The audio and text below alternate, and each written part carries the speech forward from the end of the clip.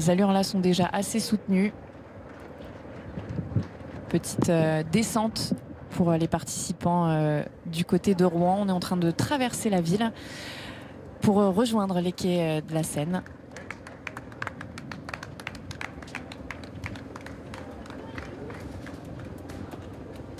Vous pouvez toujours réagir sur les réseaux sociaux et nous poser vos questions avec le hashtag Wings21.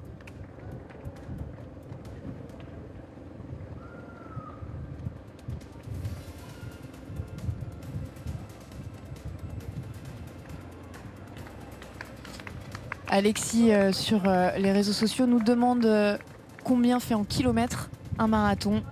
Alors c'est 42 km 195. Tout à fait. Donc l'année dernière, on avait le vainqueur qui était Emma qui avait parcouru presque 2 fois cette distance. Donc, en 5 heures. Ce qu'on appelle vraiment l'ultramarathon. Les ultramarathoniens, en fait, c'est des distances qui vont jusqu'à 100 km. Il y a des championnats du monde de 100 km, donc, qui sont courus en un peu moins de 7 heures.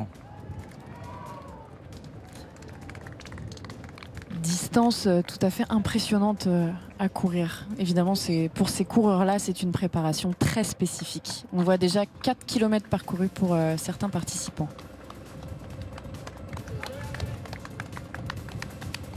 La catcher car ne devrait plus trop tarder à s'élancer. Elle se prépare évidemment dans moins de 15 minutes. Maintenant, elle partira avec une allure de 15 km/h. Allure qu'elle gardera pendant 1 heure avant d'accélérer pour monter à 16 km/h et déjà rattraper les premiers participants. Là, on voit qu'il fait chaud parce qu'on a déjà des concurrents. Là, ils ont des t-shirts avec des fermetures. Là, tout est déjà ouvert. Là. Donc, je pense que les participants vont un peu souffrir de la chaleur cette année.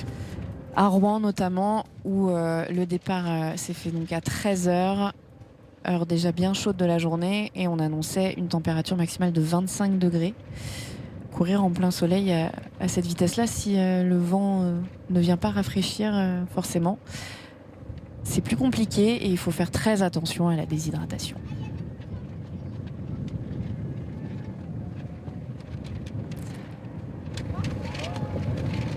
On voit déjà une première traversée de la Seine pour les concurrents du côté de Rouen qui parcourent une dizaine de kilomètres en ville avant de longer la Seine et de partir dans la campagne rouennaise.